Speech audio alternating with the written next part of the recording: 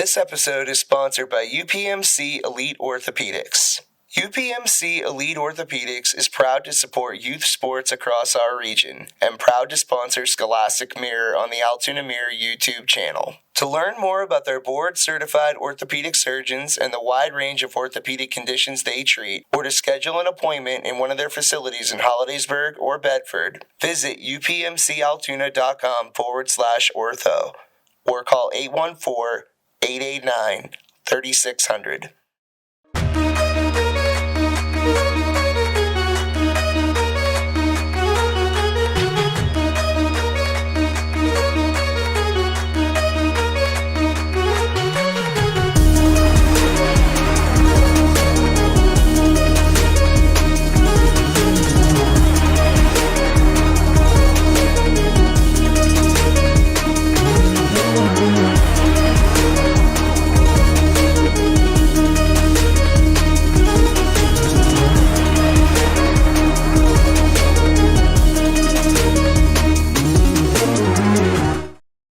Hello again, everybody, and welcome to episode 4 of Scholastic Mirror, our new endeavor that we're doing here at the newspaper. It's on YouTube TV and public access, channel 13. If you get Breeze Line here in the area, we do not have Mike Boydum with us this week. We made him leave because he just doesn't do enough for wrestling. His wrestling is either the Hulkster or John Cena. He does like his WWE. Yeah, he does like his WWE, but we did make up for it. We do have Mike on the show here coming up in a tape segment, but we brought in veteran wrestling guru, John Hartsock, who's been here at the paper longer than I've been here at the paper. And John's going to talk with Andy Stein, our resident wrestling guru here. In fact, they're going to start off, and you and I can just sit here and take in the conversations. And if I hear anything, I'll jump in and ask a question. But John, go ahead. You and John here. Well, first off, I'm really glad that you're back this week because I tried to be the host the last episode. I wasn't very good at it. I was afraid to watch the episode. I was told, in fact, Mike Boydum's dad and brother told him, he said, if Scott's sick again, please do not do the show. Yeah, we got to have him. I was touched. I was missed that much. But anyways, yeah, we commence wrestling here. Absolutely. We wanted to bring in John, just talk a little bit about wrestling. I focus more on Penn State wrestling most of the time. I don't get out to see high school wrestling all that much, but John does for sure. So, John, I just wanted to ask you what do you think was, the best teams, the best wrestlers, just what really stood out to you this season? This season, I believe the Sipes kid from Altoona is going to make a leap. He's been a 2-time state medalist, and he's very physical and athletic, and I can see him being in the top 3 at states. That's one of my observations. Sure. Hollidaysburg has a couple kids that are going to be interesting. Mitchell Broner at 172, and the Wyatt Maines kid at heavyweight, who's really come on at the end of the season. Yeah. And I wanted to ask you about him just because I know Wyatt and his family, everything. Is it because he's physically imposing? Because I know how big Wyatt is from football. Is he bigger than the kids he's wrestling? Yeah, he's bigger and physical. The kid from Marion Cathedral Prep he beat, was that kind of like were you at that? I wasn't at that. Yeah, he pinned the kid. And usually Marion Cathedral Prep, from my memory, has always been a really good school for wrestling. All of District 10 really strong at wrestling. And was there another kid? I cut you off. Was there another Hollidaysburg? No, those two are going to states from Hollidaysburg. Yeah, for me, I keep on hearing a lot about this heavyweight battle. I know they were in the district championship together. Braden Ewing from Tyrone and Daniel Williams from Glendale.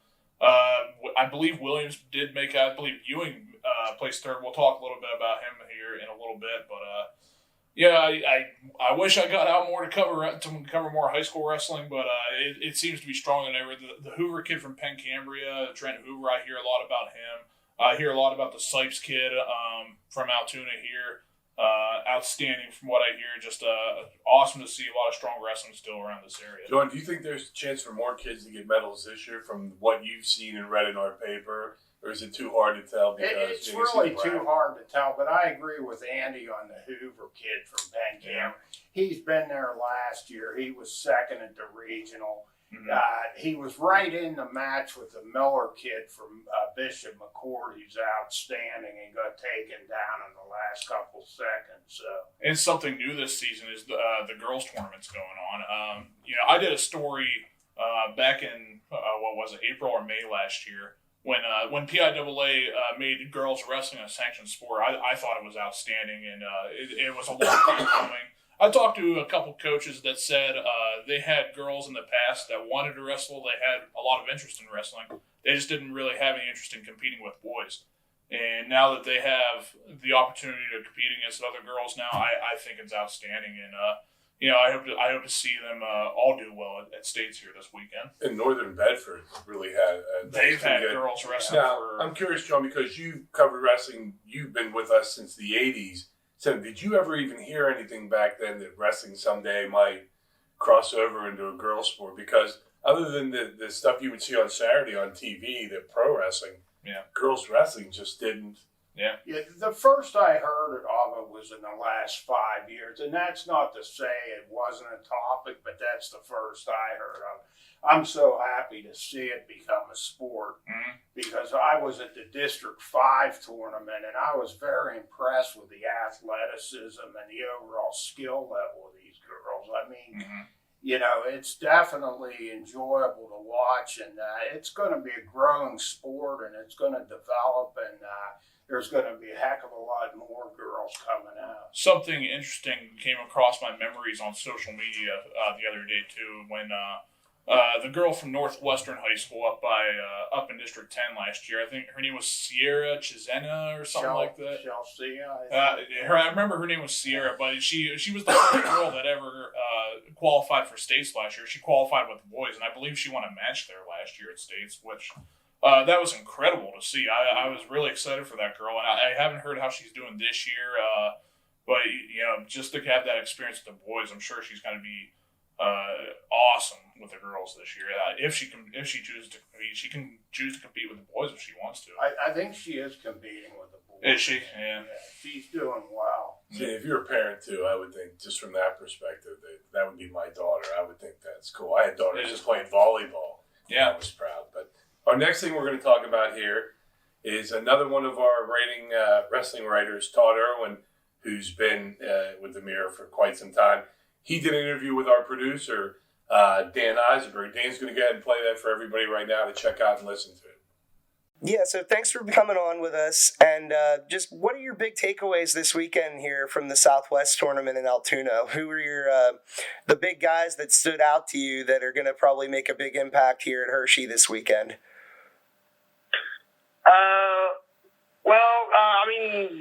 Chris Vargo from Bentworth obviously was the story of the tournament.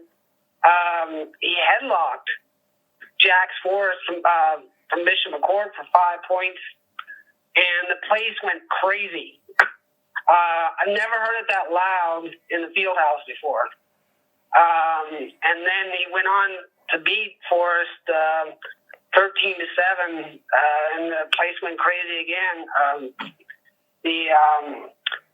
Forrest is ranked second in the nation at his weight, and that was his first loss of the season. I mean, this is a kid who's beaten the number one college kid at 125 this year, so it was a huge upset.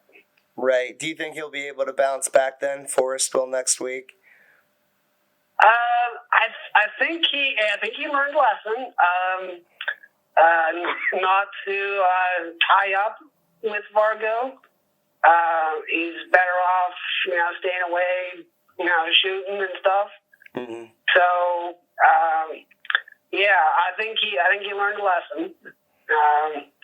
And if he's smart, he will not go upper body with him. Right. That's one of my. And of course, Bishop McCord was a monster as a team. They had 6 champions, set the points record, set the champions record, 9 state qualifiers, and couple local kids, finished second. Trent Hoover from Penn Cambria and Andrew McMonagle, who goes to school at Williamsburg with Wrestlers for Huntington, finished second in a battle of the top two kids at 189. So, those are the big things. I'm trying to remember offhand. Were there any other local kids that you could think of that qualified? Do you think have a chance at going pretty far on Saturday, or not Saturday, but this weekend and making it to Saturday? Well, Tyrone has a couple. Kyle Scott at 172 and Braden Ewing at 285. Ewing is capable of making a run. He's very good in tight matches. Often he goes into like the tiebreaker or ultimate tiebreaker, and he knows how to win those bouts. Kyle Scott he's capable of also making a run. They're both in some very difficult weight classes, right. So they'll have to be at their best to do anything. And I mean, Trent Hoover. He could make another run. He could wrestle Bishop McCourt's Melvin Miller again. They've wrestled 3 times this year, and they've been close every time. They've wrestled in the district final and the regional final. And Miller knows how to win closely. He scores late. He scored late against Hoover in the regional finals, and he won. He's only a freshman.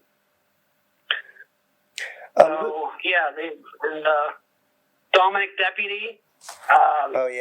From Chestnut Ridge. He's a returning state runner-up. He won his second regional title, but he had to. It was really close. He had to beat Tanner Gano from Baldywaria 1-0. It's the second time they've had a really close bout. They had wrestled a close one at the Laurel Highlands tournament final. So you could see seeing those two again at some point. Right. Wrestle.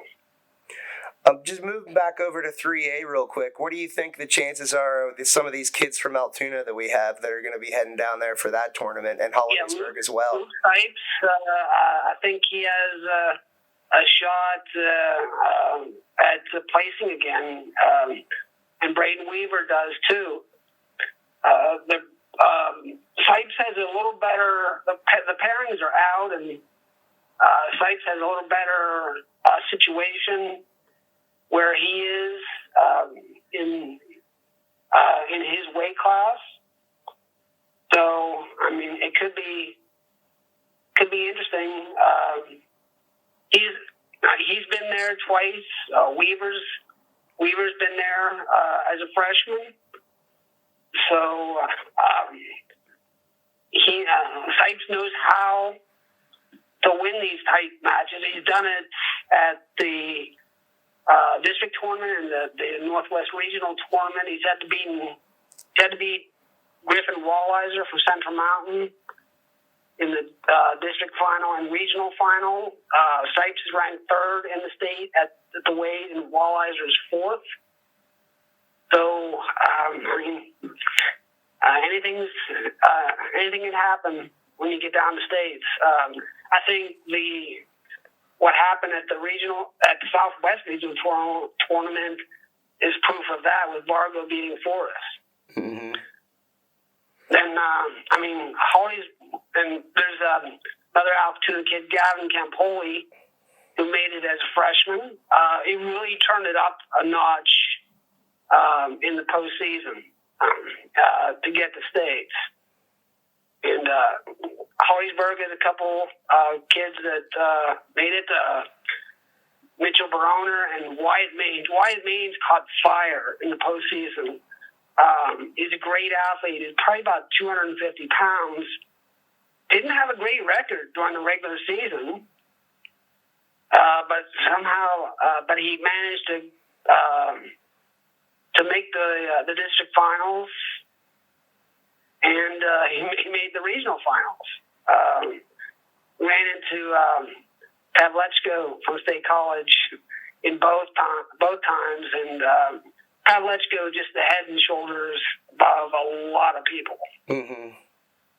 All right. Well, hey, thank you very much for taking some time with us, Todd. And we wish you could have been here with us this week. But have fun this week at Hershey.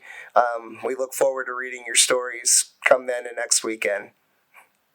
All right, thanks. It's just a busy time for me. I'm sorry I couldn't get down there. Oh, no, we understand, Todd. Thank you again. We love having you on when we can. All right. We'll talk to you later. Thank you, Dan. Thank you, Todd. And then just to continue with this is our special interview episode where we have people not here talking on our show. So the trick would be to have me talk on the show when I'm not here, just because of how much I talk. But anyways, this is Tyrone coach Quentin Wright that Andy got to catch up with and talk about, because Quentin's really turned that Tyrone program. Yeah. I mean, Terry Tate was doing great things with it too. Yeah. And Quentin, I think, is kind of maybe taking it to another level. But yeah. Andy caught up with Quentin, and let's check that out and listen to those thoughts. All right, we're here with Tyrone wrestling coach Quentin Wright. It is his third season here at Tyrone. Quentin, just summarize your season, how it went and everything. We had a very interesting season. Started out with a lot of high hopes, trying to make the team duels, and then just slowly, a little bit over time, things just started. They didn't go into our favor. We had quite a few guys get injured halfway through the year. Some guys left the team, and so that made things difficult. But the guys who stuck around really made the most of it. And we ended up, 11 and 10 dual meet wise. We had 2 guys get 100 wins. We had 4 guys make it to regionals, and we have 2 going on to state. So overall, we had a great year. Take me back to a couple years ago when you became the wrestling coach here. Obviously, the big news around here was, you have a Penn State guy coming that wrestled for Cale, 10 years ago or so now. But, what made you want to come to Tyrone, I guess I should say? Well, I live here. This is my hometown. Okay. So I want to teach those kids the same things that I got growing up, giving them the opportunity, giving them the best chance that they can have to, accomplish, some of the goals that I accomplished throughout my life, and really give them a better opportunity than they would have otherwise. I want to take it even before that. When you were at Penn State, you wrestled for how many years for Cale? 2 years? 4 years. Oh, you were there 4 years. Okay. Yeah, I was 4 years under Cale. It was a redshirt year and then 3 varsity years. So you were recruited under Sunderland. So I was one of the last people under Troy Sunderland, who was from Mount Union, the legend from Mount Union, I got to see the best of both worlds there. His last year and then Cale's first year. It was quite a ride. So when you were there under Cale, obviously they were becoming one of the powerhouses in college wrestling. Probably not like it is now. Did you know that it was going to be like it is now, where they're almost they're not going to be beaten this year? I would say we had hints of it. I'd say we had flavorings of it. Just with the way Cale does his training regiment with his I call it Cale and Co. Because you got Cody Sanders, you got Casey Cunningham, and then you have an assistant either like Jake Warner or Onspach back in the day. Sunderland or Troy Letters at the time. They all work together really to provide such a unique training program, and Coach Cale's technique. That's what makes the difference. And once you learn that, I like to tell people that once you learn his technique, wrestling becomes easy. It's not a struggle. It's not hard. It becomes fun because you understand and you get to be creative out there. You get to enjoy it. So really, we had an idea back in the day that it was going to be that good, that we were going to be that good. And truly, if Cale has his way, he'll have 10 national champs. Now, as for this season, Braden Ewing, he's been close a couple times. He finally got that district title this year, and then of course he got third this weekend at regionals. So how excited are you for him to? What is this? His third trip to states? Just how excited for you? Yeah, it's his third trip to states, and he's really earned every inch of it. He really does the extra work. He pushes hard, and the goal is let's get him on the podium this year. And he's going to have to come through in some big matches, and that's what he's been learning this year is how to win those big matches, how to be patient and score whenever he needs to score. And it really showed at districts and regionals this year. He's really been stepping up his game. Now, Kyle Scott, he's only a sophomore, and this is already his second trip to states. Probably won even more matches this year than he did last year. Just he didn't really come out of nowhere. You kind of knew who he was. Just what makes you excited about him? He's a worker. He loves wrestling. He loves the sport. He loves getting better, and that's the reason why he's been to states second time now. And I would say AA, getting to the state tournament in AA is extremely hard. So that's an accomplishment in its own. But he loves the sport, and he's going to keep getting better, and he loves learning. And hopefully, within the next few years, we'll make him a state champ.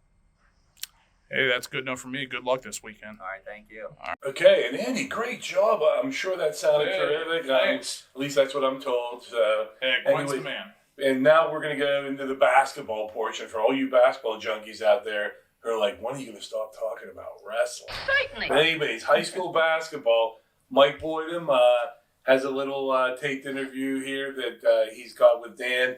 And I can tell you this right off the bat, there are 11 games starting this weekend, which would be the March 8th and 9th, I believe. Is it Friday?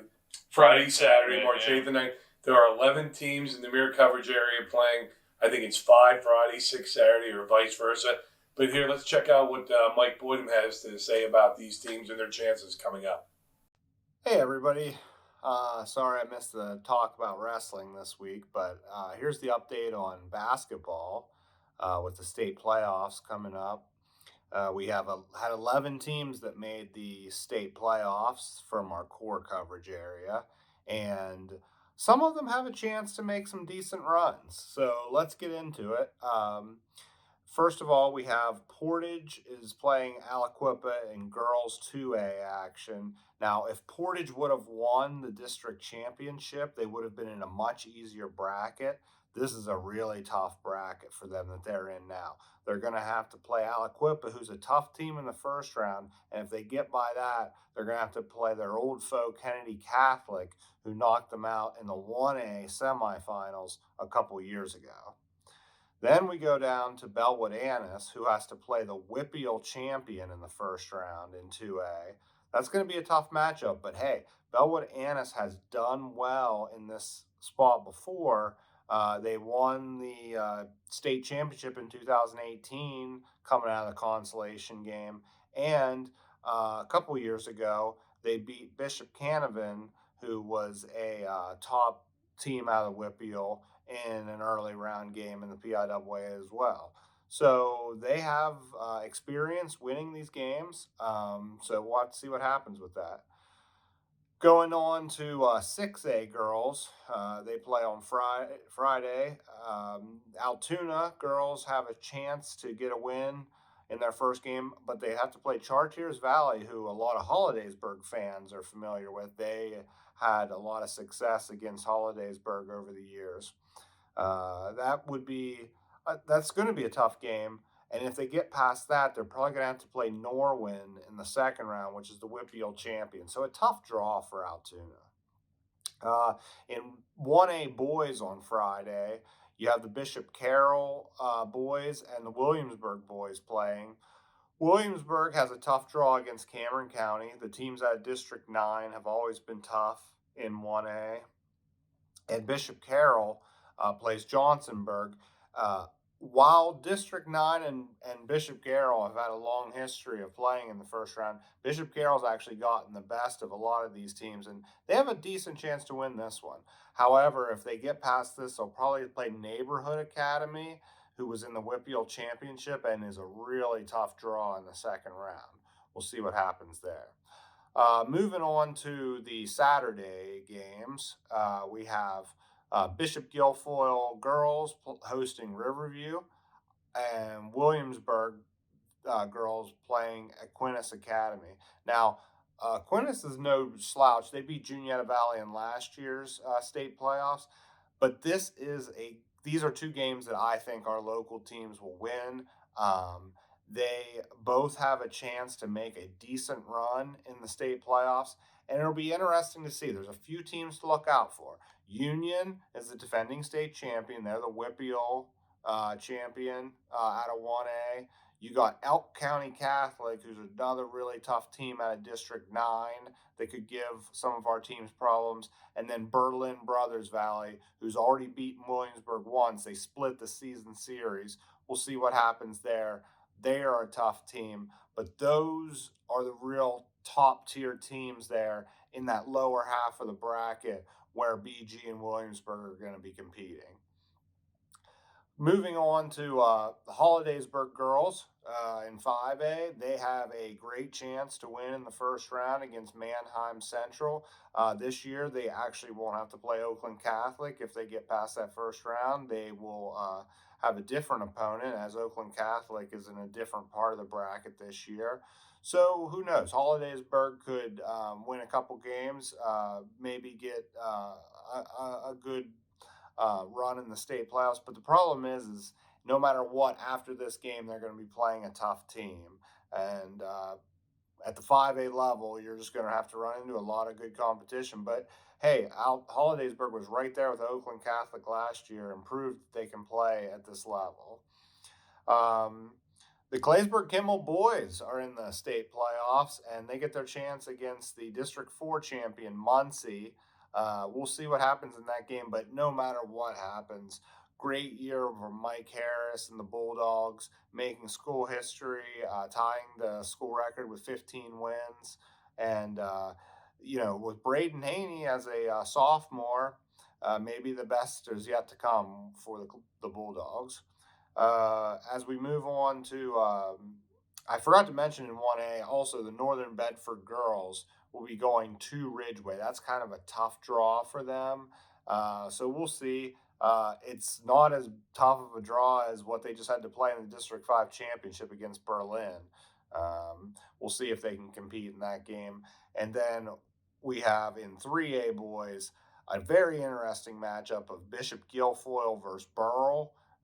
Burrell is kind of like the upset Cinderella team that kind of went through the WPIAL playoffs as a 12 seed the whole way to the championship game before losing to Deer Lakes. We'll see what happens in that one, but BG obviously was upset, and so it's a Cinderella team against a team that was supposed to be a district champion. We'll see what happens in that one, but don't rule BG out. And if they win that, probably play Franklin in the second round, District 10 champion. And, these are the teams that they would have had to beat anyway if they would have won the district championship. So we'll see how far they can make it. Maybe we'll get back into the state playoffs later, but let's get back to Andy, John, and Scott and hear more about what's been going on with the wrestling. Okay, thanks, Mike, and hopefully Mike will return in 2 weeks to our humble abode here, our studio here in 301 Cayuga Avenue. The segment we do now is the stuff that we've it's our special segment. It is. I've kind of fallen in love with it. It's our jumping off the page stuff that's been in the mirror that you may or may not have missed. But I'll let Andy go first, and then I will miss it. One thing I wanted to say about Quentin Wright, though, is, he was a Cale Sanderson guy, obviously, like we talked about in the interview. But Cale Sanderson brings in the most elite wrestlers in the country and makes them even better. And you see a little bit of that with Quentin Wright as well, and Tyrone. He can make average wrestlers good wrestlers, great wrestlers, and great wrestlers into elite wrestlers. I think you're looking at that with Braden Ewing and Kyle Scott right now, so I'm sure John can attest to that as well. So anyway, my jumping off the page is at regionals this weekend over here in Altoona. Jax Forrest, Bishop McCourt, he is the number 2 ranked 127-pounder in the nation, not just the state, the nation. He got upset by Bentworth's Chris Varga, 13-7. He got put on his back. And what makes it was incredible. I had heard that the field house over there was going nuts. And Jax Forrest, listen to this, Scotty and John. Jax Forrest beat Lehigh's Luke Stanek earlier this season at the Matttown Open in Lock Haven. It was an open tournament. Anybody can enter it.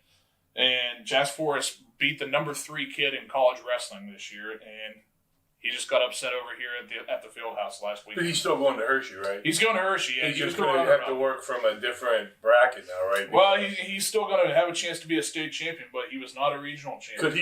Could he wrestle that kid again in Hershey? He could. He very well could. Didn't you say the crowd went nuts? Was it at Altoona? It was here at Altoona. And Were you at that? Or were you okay. I was talking to a good friend, Rich Moransky, from the Progress up in Clearfield, and he's been covering sports for 20-some years probably, and he said, I think he said that he's never heard a crowd go nuts like that. So very cool stuff. Very cool stuff. My jumping off the page is swimming. We just coming up here. It's March 13th, 14th, 15th, 16th, states at Bucknell University. We have several kids from our area going. Caden Henderson from Hollidaysburg, freshman. He's going in the 50 freestyle. Ethan Hasack, a sophomore from Central Cambria. He's going in the 500 freestyle. And we have the Tyrone 200 freestyle relay team boys, Isaac Yeske, Cameron Gallagher, Lucas Bonzel, and Spencer Dunkelbarger. I like that name just because it sounds like Dunkin' Donuts to me. And cool. If I could do a cool name, and we're not allowed to do cool names, Mike's not here, that's why. But those kids are going. And then also, I saved her for last, Leah Shackley from Bedford, 4-time PIAA champ. She's going back 100 fly and 100 back, so she has a chance to leave Bucknell with 6 PIAA championships.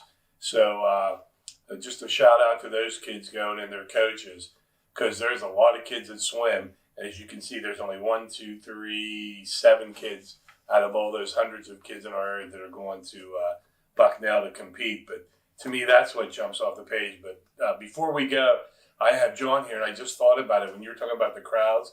I don't know if John remembers this, but I remember when I worked at the Lewistown Sentinel, I would sit next to John at Hershey.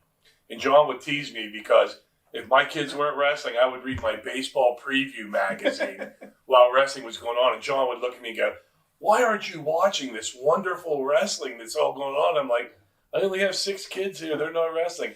But I don't know if John remembers the one time Penn State men were playing UCLA in basketball in the tournament, and Penn State upset UCLA.